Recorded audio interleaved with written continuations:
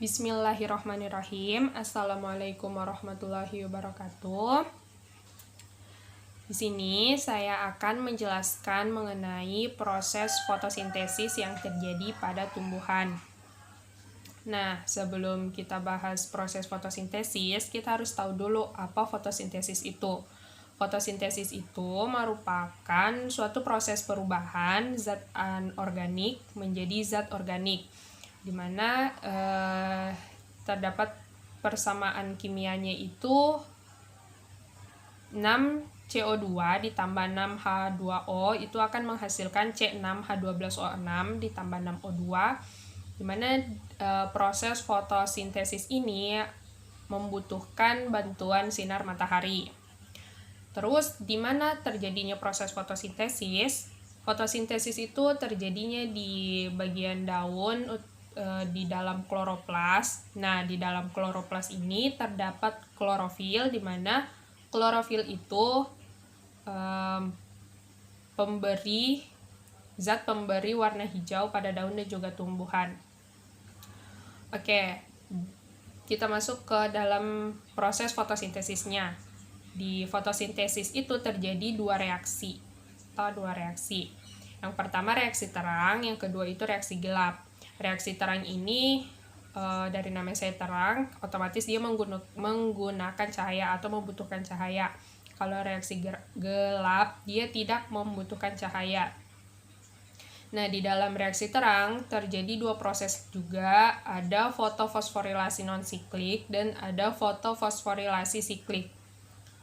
Fotofosforilasi non-siklik itu di dalamnya menggunakan dua panjang gelombang cahaya, yaitu panjang gelombang cahaya 1 atau panjang gelombang cahaya 680 atau disebut juga fotosistem 1, dan panjang gelombang cahaya 700 yang disebut juga fotosistem 2. Nah, kalau di fotofosforilasi siklik dia hanya menggunakan satu panjang gelombang cahaya, yaitu panjang gelombang cahaya 2 atau fotosistem 2, panjang gelombang cahaya 700 atau fotosistem 2. Oke, fotofosforilasi non-siklik itu energi foton yang masuk ke dalam panjang gelombang cahaya 680 itu nantinya akan mengeksitasi elektron, di mana elektron yang tereksitasi itu akan diterima oleh akseptor primer. Nah, dari akseptor primer, elektron tersebut nantinya akan masuk ke dalam panjang gelombang cahaya yang ke-700.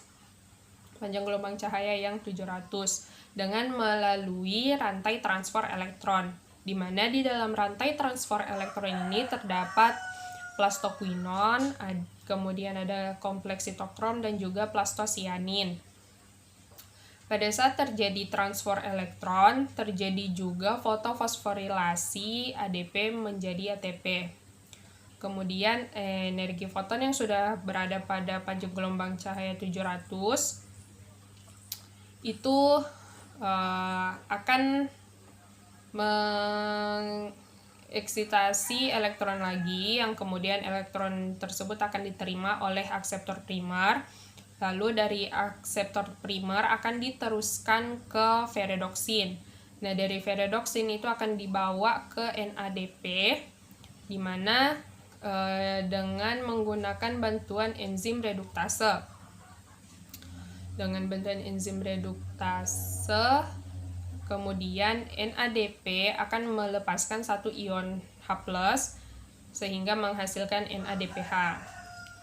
Lalu kita masuk pada fotofosforilasi siklik.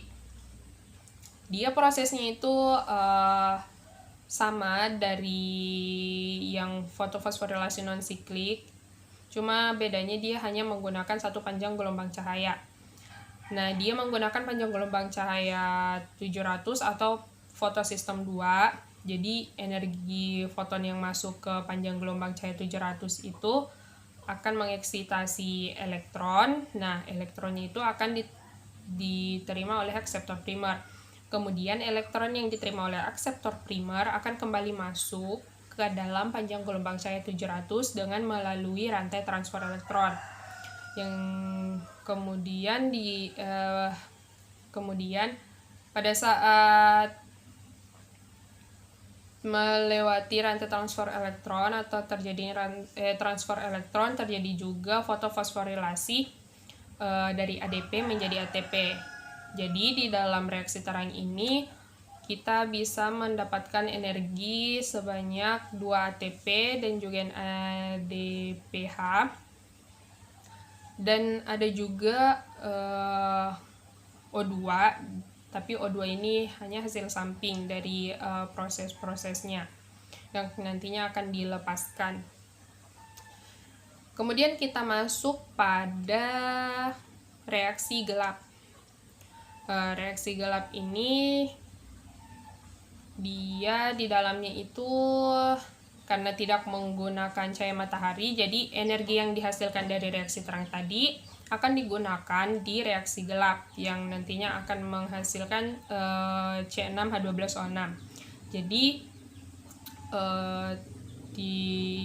CO2 atau karbon dioksida akan masuknya itu berikatan bersama dengan tibulosa 1,5 bifosfat atau RUBP.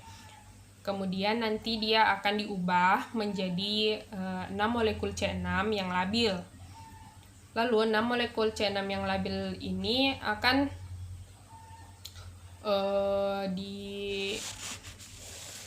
diubah juga menjadi 3 asam fosfogliserat atau PGA sebanyak 12 molekul. Lalu akan tereduksi 1 fosfat sehingga 3 asam fosfogliserat sebanyak 12 molekul tadi akan diubah menjadi 1,3 bifosfogliserat sebanyak 12 molekul. Lalu akan dilepaskan 1 ion H+ dari NADPH sehingga menghasilkan NADP+. Terus 1,3 bifosfogliserat sebanyak 12 molekul tadi akan direduksi menjadi fosfogliseraldehid atau PGAL sebanyak 12 molekul juga.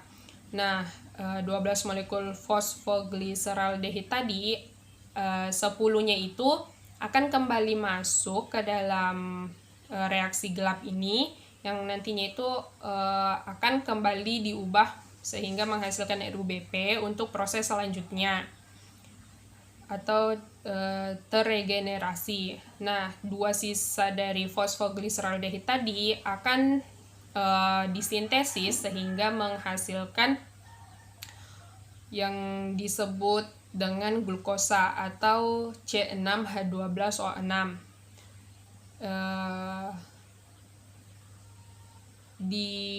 Di dalam reaksi gelap, proses-proses tadi itu disebut dengan siklus Kelvin.